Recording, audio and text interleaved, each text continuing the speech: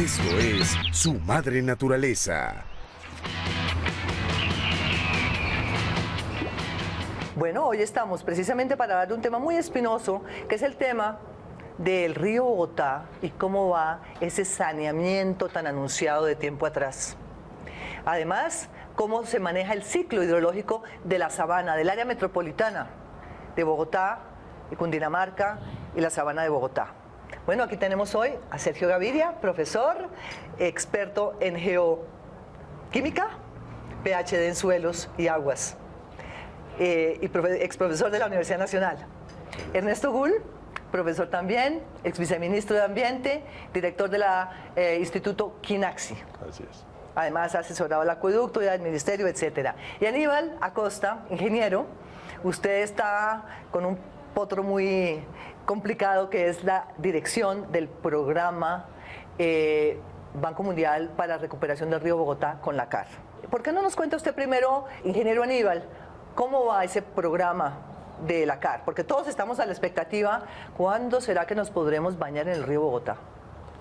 Bueno, pues un saludo muy especial a la teleaudiencia. Efectivamente, el proyecto va andando muy bien. Como quiera que iniciamos en febrero del 2013 el proyecto de adecuación hidráulica y recuperación ambiental del río Bogotá con recursos del Banco Mundial. Allí se van a invertir 487 millones de dólares, básicamente en dos proyectos que corresponden a la corporación, que es la adecuación hidráulica del río Bogotá en la cuenca media y la ampliación y optimización de la planta de tratamiento del salitre, que es la única planta de tratamiento con la que cuenta actualmente la ciudad de Bogotá y que trata las aguas residuales del centro y norte de la ciudad de Bogotá. Con respecto al avance, pues nosotros iniciamos en febrero del año 2013 con el proyecto de adecuación hidráulica. A la fecha ya llevamos 40 kilómetros adecuados. ¿Desde dónde a dónde?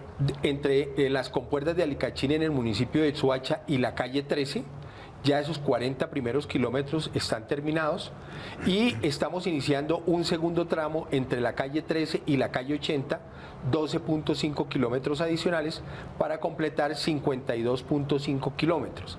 Esa adecuación hidráulica consiste básicamente en ampliar la capacidad del río para poder llevar crecientes extraordinarias, crecientes que tienen un periodo de retorno de 500 años, o sea, crecientes que se pueden presentar una vez cada 500 años y que el río tenga esa capacidad de transporte de esas aguas, y adicionalmente le estamos regresando al río la capacidad de amortiguación de crecientes. ¿Esto qué quiere decir? Que en el trayecto de la cuenca media estamos comprando una serie de predios para que el río Bogotá tenga la posibilidad de desbordamiento. Todos los ríos del mundo necesitan zonas de desbordamiento. Lo que ocurre es que las zonas de desbordamiento naturales del río Bogotá... Por su cauce natural, ¿no? Simplemente que ha sido ocupado y ese es su territorio. Exactamente, es que las zonas naturales de desbordamiento del río Bogotá las hemos rellenado, las hemos intervenido, las hemos urbanizado y el río está reclamando esas zonas. Afortunadamente, perdóname Margarita, afortunadamente nosotros tenemos un río rural y podemos canjearle esas zonas que se han intervenido por otras zonas que van a cumplir igual función. Bueno, entonces aquí estamos hablando más de un concepto de cuenca. Ernesto Gull, usted que ha estado trabajando en ese concepto de región hídrica, ¿cómo se entiende lo que acaba de explicar Aníbal Acosta de la CAR en el marco de esto de región hídrica? Bueno, pues en realidad el concepto de la región hídrica es un concepto nuevo que supera, y esto es muy importante, Margarita, que supera el concepto de cuenca. ¿Lo supera? Lo supera, es más amplio. Para llegar allá, lo que nosotros hicimos fue tener en cuenta las diferentes variables, no solamente las variables de tipo hidráulico que inciden sobre un río, ¿no es cierto? Y en ese sentido, incluimos no solamente la cuenca del río Bogotá en su totalidad, alta, media y baja, sino que a eso le agregamos partes de los municipios que están incluso fuera de la cuenca. Nuestra región abarca el territorio del Distrito Capital, más 53 municipios desde el nacimiento hasta la desembocadura del río. O sea, hasta Girardot. En el río Magdalena. Y además de eso, incorporamos también el criterio ecosistémico, porque hay una serie de variables que proveen servicios ecosistémicos, por ejemplo, en la parte alta del páramo de Chingaza, que originalmente drenaba hacia la cuenca del río Meta, hacia el oriente. Hoy en día, por el proyecto de Chingaza, eso se ha pasado para este lado. Es decir, que nosotros, y esto es importantísimo entenderlo, nosotros estamos superando el concepto de cuenca. Estamos proponiendo una región que tiene casi 10.000 kilómetros cuadrados, que tiene 53 municipios y el distrito capital, y esa propuesta es el territorio en el que se debe manejar de una manera integral el río y el territorio. Es decir, lo que queremos es buscar un territorio sostenible sobre la base de una gestión del agua integral. Bueno, estamos hablando de gestión integral del agua, sí. Y ahí Sergio Gaviria, ¿cómo entran los suelos? Muy bien.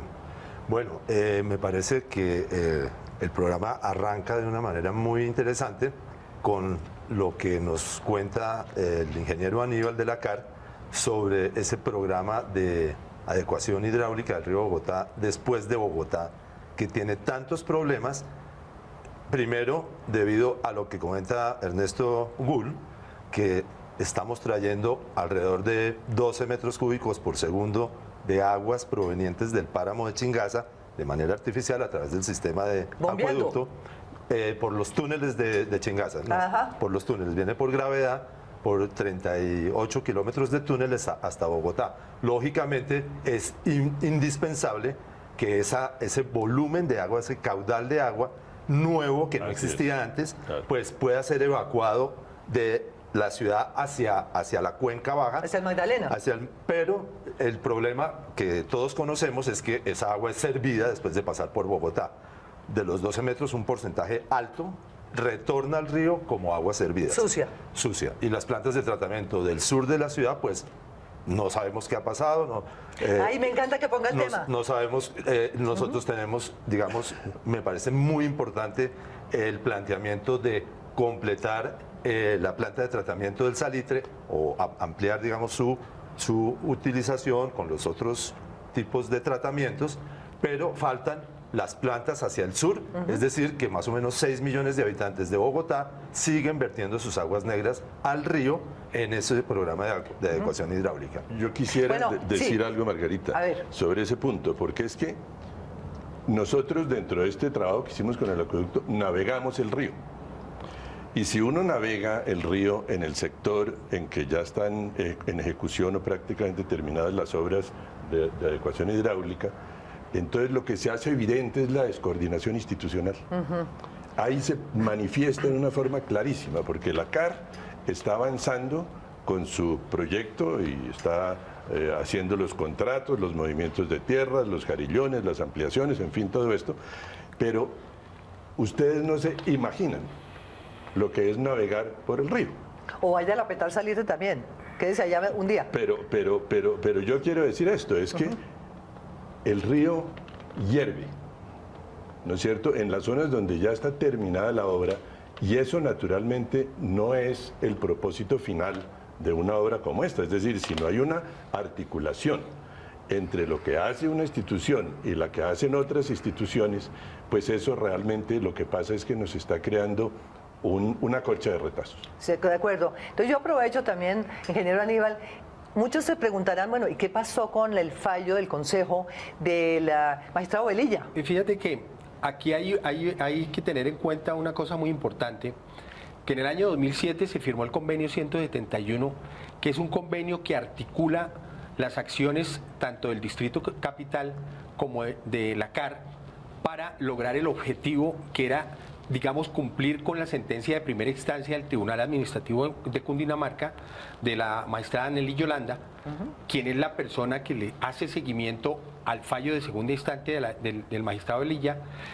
Y les cuento esto porque, digamos, dentro de ese convenio se dividieron las tareas, porque no todas las entidades tenían la plata suficiente para acometer al mismo tiempo las tareas. Entonces, una parte se le dio a la empresa de Acueducto de Alcantarillado de Bogotá, otra parte se le dio a la Secretaría Distrital de Ambiente y otra parte a la CAR. Y empezaron a trabajar coordinadamente las tres instituciones. Fíjense que por lo menos la empresa de Acueducto de Alcantarillado de Bogotá terminó 70 kilómetros de interceptores. Mucha gente del Distrito Capital no sabe que ya por debajo de la ciudad tenemos 70 kilómetros de interceptores que van desde 2,50 metros de diámetro hasta 4,20 metros de diámetro. Son unos túneles ¿Pero gigantescos. dónde van a dar esos interceptores? Unos túneles gigantescos que van a recoger las aguas residuales que ahorita están viajando por los 3 ríos urbanos, por el río Salitre, el río Fucha y el río Tunjuelo, y van a ir por esos interceptores a las 2 plantas de tratamiento, a la planta de tratamiento del Salitre y a la planta de tratamiento de Canoas. Pero fíjate que ya tenemos 70 kilómetros, pero no tenemos la planta. La planta ahorita está en proceso de diseño. Y una vez se vayan esas aguas residuales por esos interceptores, el cambio de los ríos urbanos y la parte de la cuenca media del río Bogotá va a tener un aspecto completamente diferente. Bueno, me imagino que ustedes dos quieren comentar a ese respecto. Ajá, estaba que les mordía. Yo quisiera comentar lo siguiente. El programa de adecuación hidráulica del río Bogotá, digamos que para todos es una cosa que parece evidente y obvia que es necesario realizar, porque el río Bogotá en la cuenca media es un canal de evacuación de aguas, en este momento desafortunadamente de aguas servidas, ¿sí? Pero tenemos que tener en cuenta una preocupación que como experto en suelos, experto en la relación suelo-agua y en el ecosistema, que podemos llamar geoecosistema de la cuenca alta del río Bogotá, no se tiene en cuenta.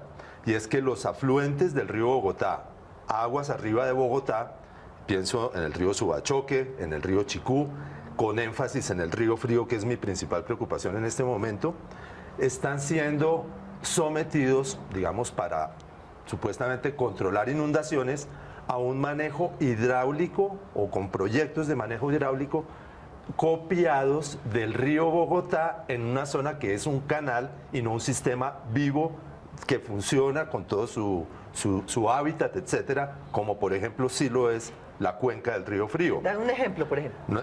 Nosotros tenemos en este momento una preocupación muy grande. Yo estoy representando a una nueva corporación, Geopatrimonio, que quiere reconocer, digamos, esos sitios de interés geoambiental en diferentes regiones, y el río Frío para nosotros es un afluente supremamente importante porque está en un estado de conservación suficiente para restaurar, reconocer, digamos, el funcionamiento de la dinámica hídrica del ambiente natural, el canal del río, su valle de inundación, la vegetación que está alrededor de ese valle, que se puede inundar, son valles estrechos, no son valles que normalmente causen efectos de inundación, excepto en puntos específicos, como por ejemplo el casco urbano de Chía, donde hicieron conjuntos en el valle de inundación del río en un sector.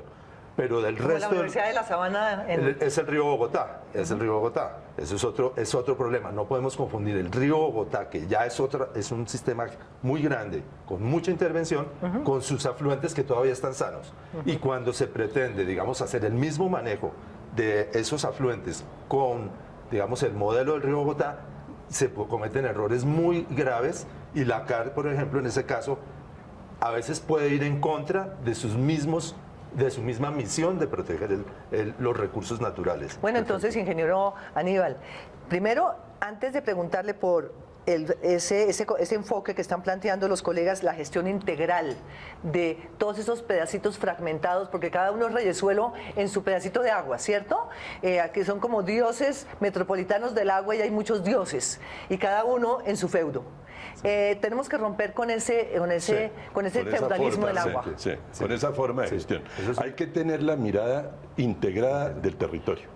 Bueno, entonces, a ese punto yo quisiera además tocar el tema del Muña, y el tema, porque ese es un tema crítico, y muchas personas, especialmente a su río, la Asociación de Usuarios del Río, ha puesto un dedo en la llaga, que es el estado de salud de la gente que vive en el municipio de Cibaté y alrededor de la laguna del Muña, que es el punto más crítico quizás de todo este vertimiento de agua servida, con unos niveles de contaminación y además con los gases que emiten las aguas en esa famosa laguna donde no se puede meter ni un dedo.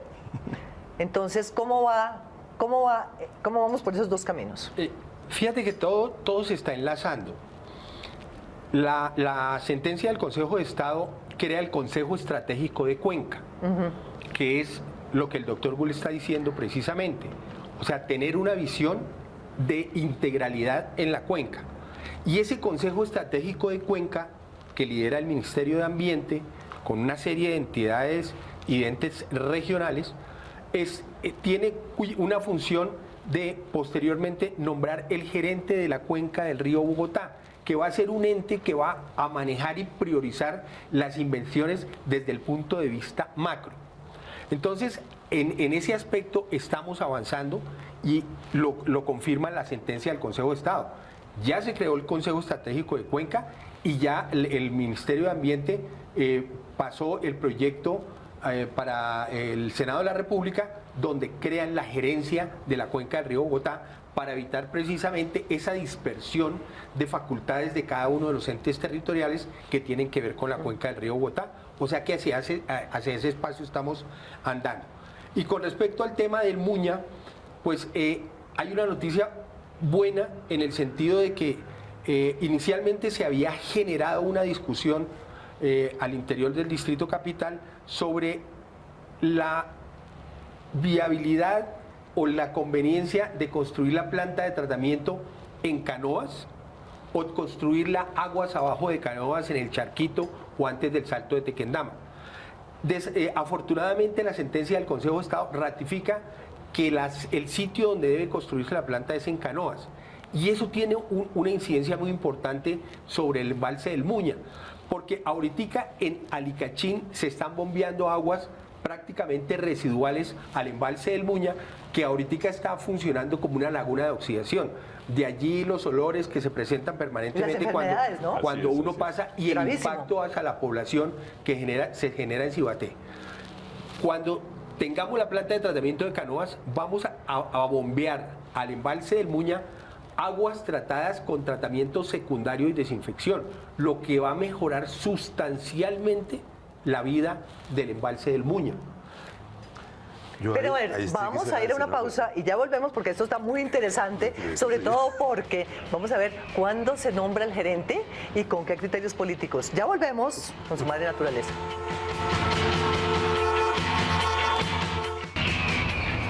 Bueno, aquí hay muchas preguntas, aquí a flor de piel, que para muchos que nos están escuchando se dirán, y sobre todo en los municipios vecinos de la Sabana. Entonces, ¿cuándo? Bueno, Sergio. Margarita, usted es que es de un municipio vecino. Yo soy de un municipio vecino de La Sabana, de Chía. Además, tengo antecedentes en la región del Tequendama, luego el río Bogotá y su cuenca alta. Soy bogotano. Su cuenca alta, media y baja, pues me han dolido toda la vida, o los he gozado también.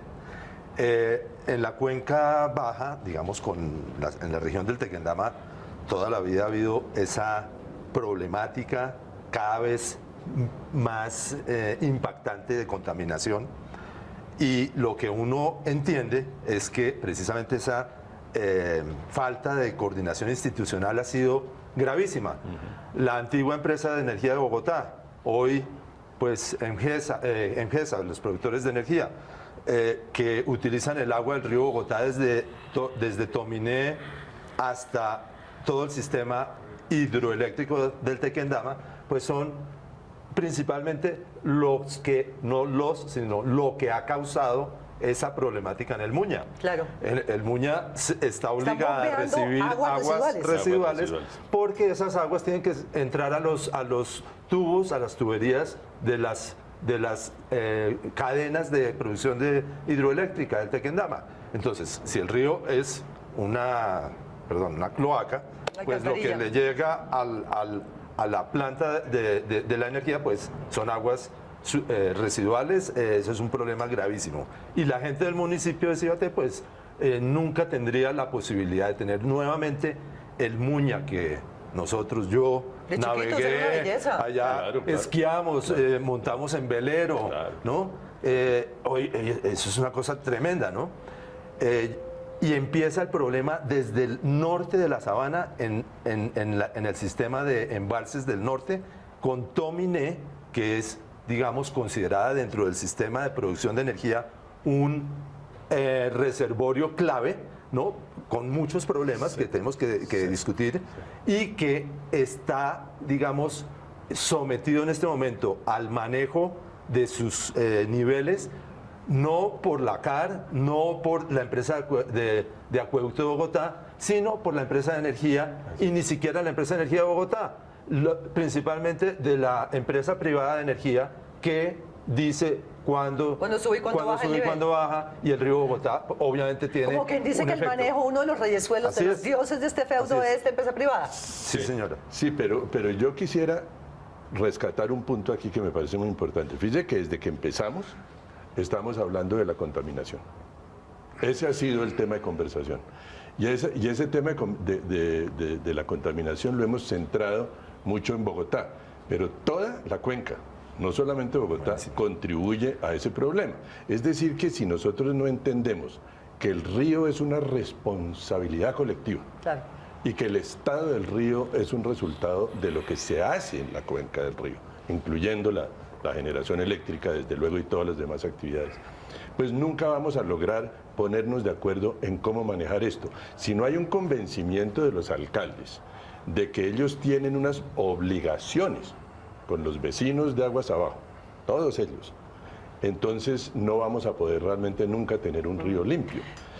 Y quisiera decir esto, no olvidemos las otras partes del ciclo, porque hemos estado hablando del post-uso, es decir, de las aguas ya de las aguas residuales. Pero ¿qué está pasando con la generación y la conservación del agua? ¿Qué está pasando con los ecosistemas de páramo, con los ecosistemas productores? Estamos acabándolos, Margarita.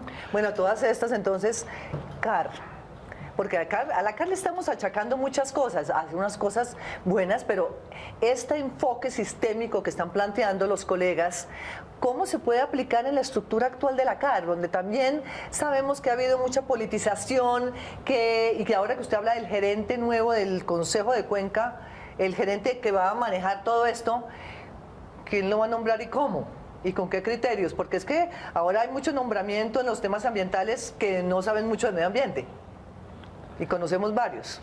Sí, digamos que como contextualizando, me gustaría antes de esa pregunta volver a la sentencia del río Bogotá. La sentencia del río Bogotá fija que dentro de 3 años todos los municipios establecidos en la cuenca del río Bogotá, 3 años a partir del 14 de agosto del 2014. 14, 15 y 16. A ese horizonte, los municipios establecidos en la cuenca del río Bogotá tienen que tener todos sus sistemas de alcantarillado y sus plantas de tratamiento de aguas residuales funcionando antes de hacer el vertimiento de esas aguas al río Bogotá. ¿La corporación en qué está ayudando con esto? Hay unos municipios que no tienen los recursos. La corporación entre el año 2013 y el 2014 ha firmado convenios con los municipios más grandes que aportan esas aguas residuales al río, convenios para ayudarles a que construyan las plantas de tratamiento de aguas residuales. Se han invertido del orden de 200.000 millones de pesos, en los cuales el municipio coloca el lote que le indica a la corporación y la corporación le da los recursos para la construcción de esas plantas de tratamiento. O sea que tenemos para el 2016 cumplir con la sentencia de Río Bogotá. ¿Con la cobertura general de todos los municipios del área metropolitana? Claro, y es cumplir sí o sí, porque es una sentencia de un ente como el Consejo de Estado. O sea que aquí no puede decir de pronto un alcalde, no, es que yo no tengo la plata, es que yo no puedo, es que eso no es mi programa, es que no sé qué. Es que pero las que no están funcionando, porque hay muchas también que no están funcionando, que están, pero hay como unos elefantes blancos. Margarita, yo creo que este problema está planteado desde el programa del BID, de financiación del BID, que tuvo la CAR en los años 90 y 2000, hasta 2000, en el cual se pretendía no solamente, estamos hablando nuevamente de tratamiento de aguas servidas, pero recuperación de toda la cuenca alta del río Bogotá, incluida la restauración ecológica con bosques en la parte alta de las cuencas, programas que lideró en parte posteriormente el profesor Thomas van der Hamen para la CAR, ¿no? en el establecimiento de la estructura ecológica principal de la cuenca alta del río Bogotá, modelo para el país, donde se dijo qué se debería hacer, cómo se debería restaurar, con qué, en la parte biológica, en los suelos, en el manejo, digamos, de todo el sistema ecológico en su conjunto, de lo cual hay pequeños ejemplos en la región. Yo lidero uno de ellos en el Río Frío. Desafortunadamente, las plantas de tratamiento no funcionan. Yo pienso, técnicamente toca discutirlo, no están bien concebidas. En Chía es un desastre, ¿no? Se tiene una planta de tratamiento que cubre la zona de expansión, la zona antigua, el centro viejo de Chía no tiene planta de tratamiento, se vierte al Río Frío directamente y uno ve así todos los municipios y cómo el río Bogotá, ya no desde Bogotá, sino aguas arriba, es cada vez más contaminado. Y no solamente eso, es muchísimo más grave. Se está proliferando la construcción de urbanizaciones, vivienda de manera desaforada en la región, sin considerar, ¿no? También. Y la industria, pero yo pienso en este momento, la vivienda dispersa por todas partes, ¿de qué manera van a responder los pobres alcaldes de los municipios con qué plantas de tratamiento para cubrir una desorganización de vivienda por todas partes? ¿Dónde se pueden hacer esas plantas? Se agranda el problema. Déjame agregar esto. Yo creo que el problema en el fondo, pues además de los recursos económicos, es un problema de gobernanza, es un problema de cambio de actitud. Cambio de chip. De chip, porque lo que está claro es que lo que hemos estado haciendo no ha servido. Yo creo que eso es clarísimo, es decir, seamos sinceros y ¿No digamos... le parece terrible que tengamos esa conclusión, No, Aníbal, lo que está diciendo Ernesto? No, yo no estoy tan de acuerdo con eso. Pero yo, pues ¿Ahorita? claro que no, pero digamos, ese es como mi punto de vista. No solamente en esta zona de Bogotá, sino en Colombia. Es decir, el manejo del agua que hemos hecho en el país es un manejo desastroso, en donde nosotros vemos el agua no como un bien público. Y como un factor de riqueza y de desarrollo, sino como una fuente de problemas. ¿No? A ver, Pero escúchame, termino, y tal vez por la misma abundancia de agua que hemos tenido, entonces la malgastamos. O sea que si nosotros no cambiamos la visión tradicional, por eso yo hablaba de la relación agua-sociedad, porque yo creo que tenemos que cambiar eso y tenemos que encontrar unas nuevas formas de gestión del agua. El gerente de la cuenca no es el que va a definir qué es lo que se hace en la cuenca, porque tiene que haber, y esta es una propuesta muy importante, tiene que haber un consejo de usuarios y de actores del agua en la cuenca. Y ese gran consejo, y esto no es una cuestión que nos estemos inventando nosotros, así es como se maneja el agua en muchos países. Lo que hace la gerencia es ejecutar lo que los actores quieren y priorizarlo, desde luego. Pero hay que cambiar el sistema de gobernanza y hay que buscar una nueva forma de interacción y de articulación entre las instituciones, porque a pesar de que el Consejo de Estado diga una cosa, nuestro país está lleno de normas incumplidas y de leyes sin ejecutar. Ajá. Bueno, pero entonces, hablando de Bogotá y lo que están diciendo los colegas, ¿usted qué dice?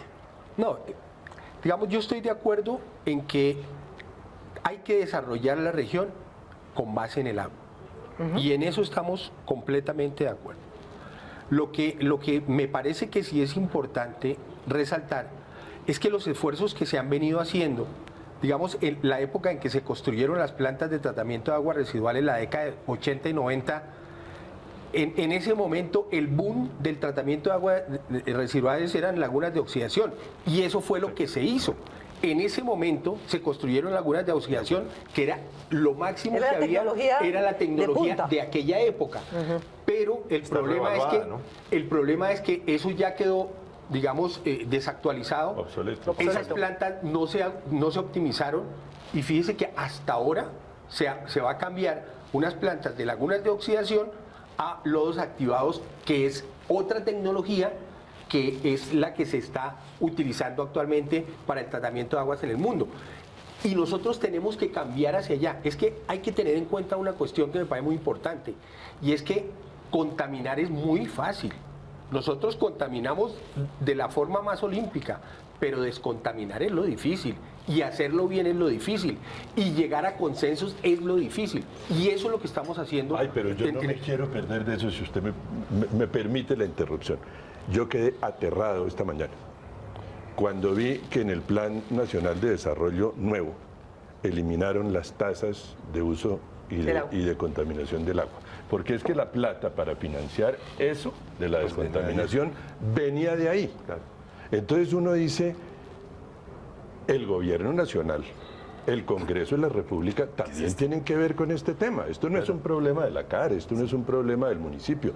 Esto es una concepción, es una política nacional que tiene que estar inspirada en la sostenibilidad del territorio y en la gestión integrada del agua. Es decir, si suprimen la fuente de financiación para la descontaminación del agua, ¿cómo pretendemos que se descontamine? Vaya pregunta. Pues mire, yo creo que llegamos al punto.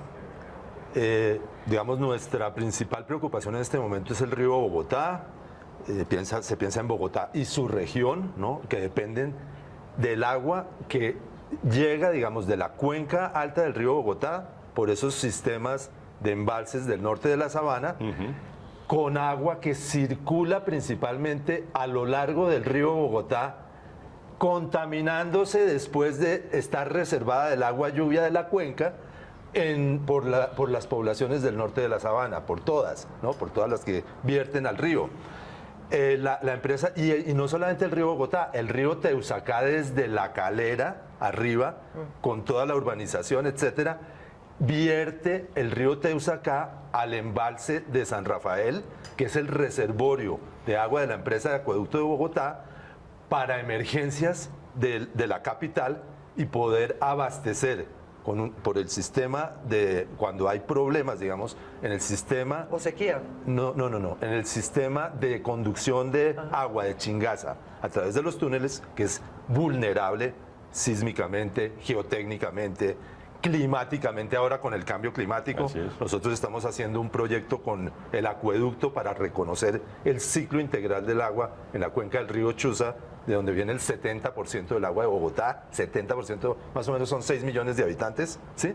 Y luego el 30% que viene del norte de la Sabana. Entonces, por un lado vulnerable, por el otro lado contaminando, cada vez más arriba las plantas de tratamiento en Tibitón ya no pueden tratar el agua de los embalses que vienen a través del río porque está contaminada, pueden tratarla solamente unos días de todo el año.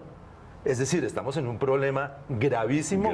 Pero es casi que al borde del desastre. Al borde del desastre, casi al borde del desastre. Pero ahí eso nos lleva a otro tema central, que es que el agua tiene que ser un determinante del ordenamiento del territorio. Sí, totalmente. Si lo único que determina el ordenamiento del territorio son las fuerzas económicas de la urbanización o del desarrollo industrial o la construcción de bodegas o conjuntos habitacionales, casas en la periferia no hay nada que hacer.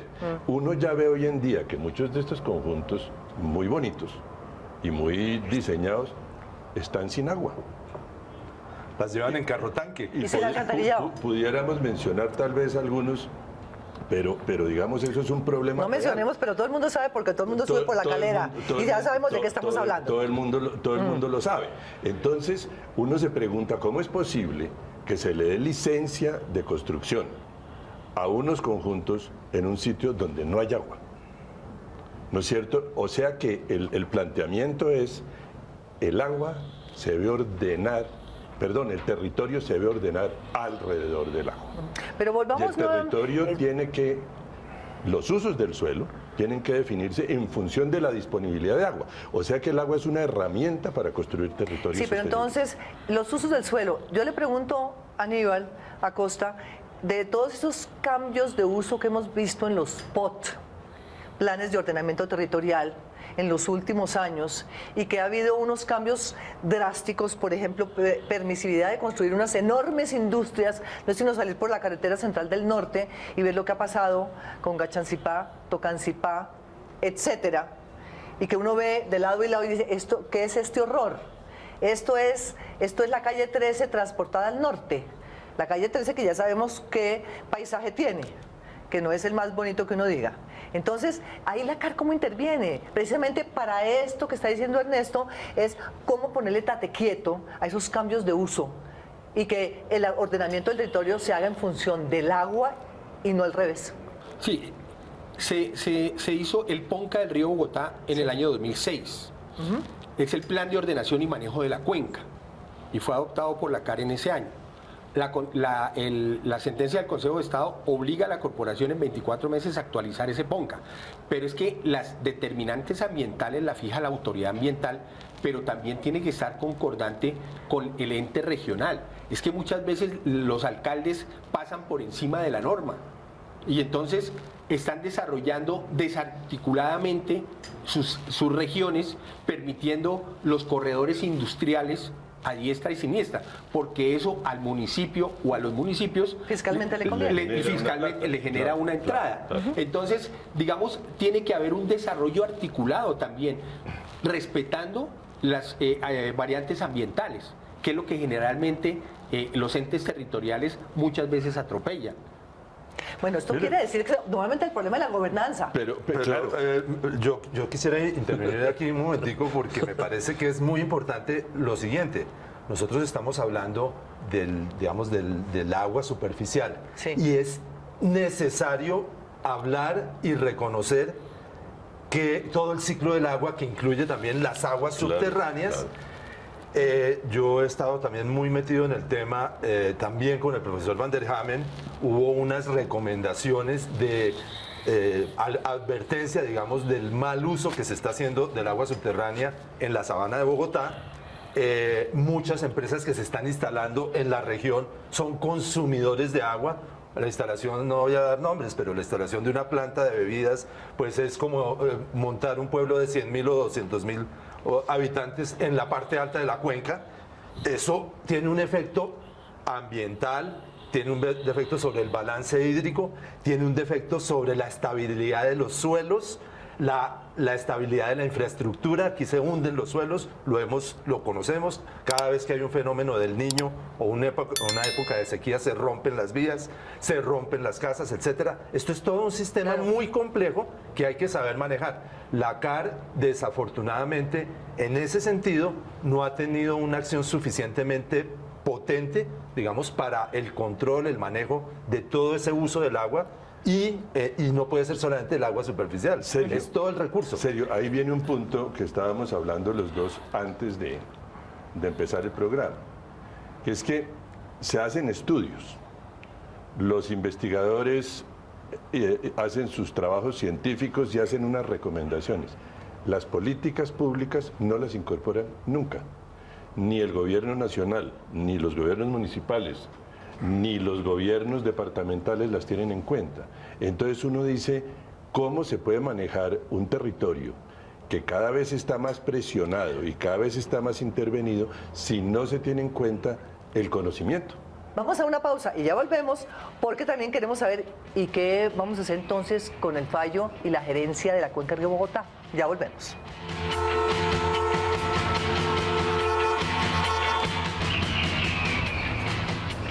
Bueno, en esta última parte del programa queremos redondear, porque muchos de ustedes se preguntarán, bueno, entonces, ¿qué? ¿Qué pasa con el fallo del magistrado Velilla, Aníbal Acosta? Porque queremos ya lo concreto. ¿Cómo nos vamos en concreto y a quién le corresponde?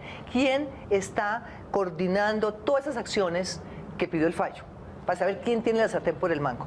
Sí, digamos que todas las acciones que están establecidas en el fallo se están coordinando a través del Consejo Estratégico de Cuenca, que ya fue constituido y está liderado por el Ministerio de Ambiente. Entonces, con ese líder del Ministerio de Ambiente y cada una de las instituciones que quedaron establecidas dentro del Consejo Estratégico de Cuenca, se está haciendo el seguimiento a cada una de las acciones que quedaron establecidas en el fallo del magistrado Velilla. O sea que la pelota pasó al Ministerio. Debe haber una persona que es la que está liderando ese Consejo de Cuenca. Sí, directamente. Bueno, yo no he oído mucho. ¿Usted ha oído? ¿Cómo lo están haciendo? Lo que el fallo plantea es que hay dos etapas.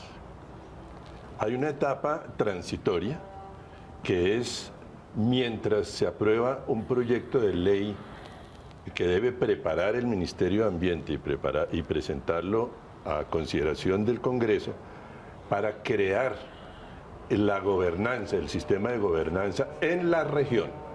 Porque también aquí hemos tratado, y el magistrado Velilla ha estado muy cerca de la propuesta que hemos hecho, que además no lo he mencionado, pero fue desarrollada para la empresa de Acueducto de Bogotá, esta de la región hídrica de Bogotá. O sea que de lo que se trata es de que pudiéramos dar paso a que haya un territorio y un sistema de gobernanza que busque la sostenibilidad territorial a través de la gestión del agua. Y esa gestión del agua la debe hacer en la segunda fase, en la fase permanente, el nuevo sistema de gobernanza que incluye el tema de los recursos. El tema de los recursos es muy difícil porque eso se llama el FOCOF, el Fondo de Cofinanciación para el agua. A nadie le gusta. ¿Está en el fallo? Claro. Sí. A nadie le gusta porque digamos, la CAR maneja su presupuesto, el municipio maneja, el distrito maneja su presupuesto. La gobernación otro. Y esto les implica compartir recursos, lo cual es maravilloso, ¿verdad? Pero póngalos de acuerdo. Y entonces ese sistema de gobernanza es el que debe definir cómo se invierten las platas en la región, en el territorio de la región hídrica. O sea que en este momento lo que está pasando es que hasta donde yo conozco, no sé si ya presentaron el proyecto de ley, no sabía eso. Ya lo presentaron. Ese proyecto de ley es un proyecto que está a cargo del ministerio, debe prepararlo el ministerio y ahora entra a su trámite en el Congreso para ver si el Congreso lo aprueba o lo modifica o le agrega o le quita cosas. La intención del magistrado Velilla y del fallo yo creo que es la que debe ser, es decir, la visión territorial integral. Bueno, aquí va a tocar traer al ministerio para ver que nos dé un poco de cuenta de en qué están. Sergio. Sí, yo pienso que de todas maneras en esas decisiones que son interinstitucionales supremamente complejas, ¿no? Donde rara vez se han puesto de acuerdo las instituciones, rara vez, a veces la CAR le cobra al acueducto, a veces el acueducto le protesta a la CAR y las instituciones a veces se manejan de una manera tan aislada y como yo diría casi que enemigas entre sí, que lograr esos consensos y esos acuerdos, pues es tan difícil que uno ve utópico, digamos, que se cumplan todas esas órdenes jurídicas o legales que se han ido pues lanzando de manera perentoria y que nunca vemos que se cumplan. ¿Cómo nos puede usted aclarar o anunciar cómo va a ser la transparencia con la cual se va a poner en ruta toda esta gerencia de Cuenca? Sí, es que, digamos, esa gerencia no hay que verla como un ente burocrático. Ojalá que no. Esa gerencia hay que mirarla de una participación de todos los estados y estratos establecidos en la cuenca. Como decía el doctor Bull, hay que oír las necesidades de la población y allí tendrá que haber un representante de esa población. Como en Cibaté, por ejemplo. O de cualquiera de las poblaciones que están involucradas dentro de la cuenca del río Bogotá. Entonces, no hay que mirarla como una entidad burocrática más, porque es que aquí nosotros estamos muy dados a que cada vez que hay un problema, entonces se crea una entidad burocrática para solucionar el problema. La idea no es esa, ni es el objetivo de la sentencia del río Bogotá, sino poner de acuerdo a todas las instituciones y a todos los entes en pro y en favor del desarrollo de la cuenca hídrica, pues tendrán que ponerse de acuerdo. Es que ahí viene un punto muy importante. Yo creo que si esto no permea todo el Estado, desde la Presidencia de la República para abajo, no va a funcionar, ¿no es cierto? Entonces esto necesita, por eso yo lo decía desde el principio, una nueva actitud y una comprensión de lo que representa y significa el agua para este país. Exacto, y es la responsabilidad de los bogotanos con el resto del país. Sí, y yo creo que es importantísimo lo siguiente. Yo asistí una vez a un foro semana sobre algo que llaman transparencia. Y bueno, yo no soy político, yo soy académico, etcétera, pues los que hablaban allá no se explayaban con el tema, las normas, etcétera. Y la única intervención que yo pude hacer al final fue la siguiente. Les dije, pues realmente estamos hablando de transparencia. Transparencia quiere decir anticorrupción, ¿sí? Transparencia es, digamos, una meta. Y realmente nosotros habremos llegado a nuestro objetivo aquí en la región cuando el río Bogotá sea transparente. Vea usted, señor director de programa, ¿cuándo tendremos el río transparente? Nos quedan dos minutos para que terminemos este programa, pero seguiremos con este tema. Sí, digamos, los ríos transparentes, en la única parte donde son transparentes es en el nacimiento, porque los ríos cogen el color del suelo que lavan. Y usted, doctor, que es experto en suelo, lo sabe. Entonces entremos en ese tema. Permítame. Entonces, lo que nosotros sí tenemos que ver es que el indicativo de pureza del agua está reflejado en el oxígeno disuelto. El oxígeno disuelto, ese indicativo que nos dice si un río está vivo o no, ¿cierto? Independientemente del color, porque no hay ni el río Sena pasa por París transparente, ni el río Támesis pasa por Londres transparente, ni el río Rin pasa por las poblaciones que pasa transparente. No, señor. Los ríos van asumiendo el color de los suelos que lavan.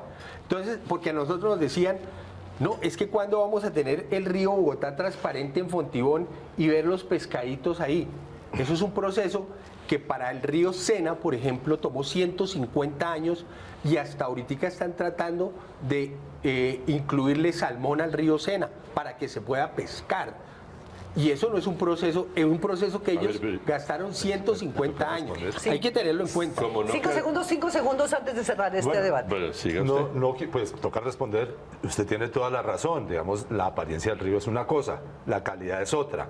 Simplemente mi intención era mostrar que hay un problema de oscuridad en las aguas que refleja desafortunadamente la oscuridad de nuestros gobernantes. Vaya, Ernesto. Bueno, yo quisiera terminar diciendo esto. Si no cambiamos nuestra manera de pensar, nuestra forma de articular las instituciones, todo lo que hagamos va a ser inútil. Porque el tema, por ejemplo, del cambio de tecnología en las plantas de tratamiento de aguas en las sabanas, las antiguas, pues tenía otro problema más grave por detrás, que era que la CAR las construyó, pero quien las debía operar eran los municipios, y los municipios nunca las quisieron recibir, porque no tenían la plata para hacerlas funcionar. Entonces hubo un error, como dicen en Boyacá, un error de nacencia de ese programa, porque nunca entendieron cómo era el ciclo completo. No bastaba con hacer la construcción física, sino que había que cambiar. Bueno, Aníbal, medio segundo, porque nos encantaría visitar las obras que usted ha estado coordinando para ver una luz en este camino tan tortuoso. No, con el mayor gusto. Incluso si no pueden ir allá a verlas físicamente, los invito a que miren Google Earth. No hay que ir a verlas. Para que vean, para que vean desde el satélite cómo cambió el aspecto del río Bogotá. Bueno, parece que está cambiando y vamos a ir a ver, vamos a llevar cámaras y les estaremos mostrando ese esfuerzo que ha venido haciendo la CAR en esta parte de Bogotá, manteniendo la visión de conjunto, porque también queremos ver dónde hay que cambiar también el chip allá aguas arriba, como dijo Sergio. A donde podemos ir también a visitar el estado del río antes de todo este problema. Muy bien. Y aguas abajo. Y aguas abajo. Después de todo este problema. Muchas gracias, caballeros, por habernos acompañado. Seguiremos con este debate porque todos queremos tener un río transparente. Hasta pronto.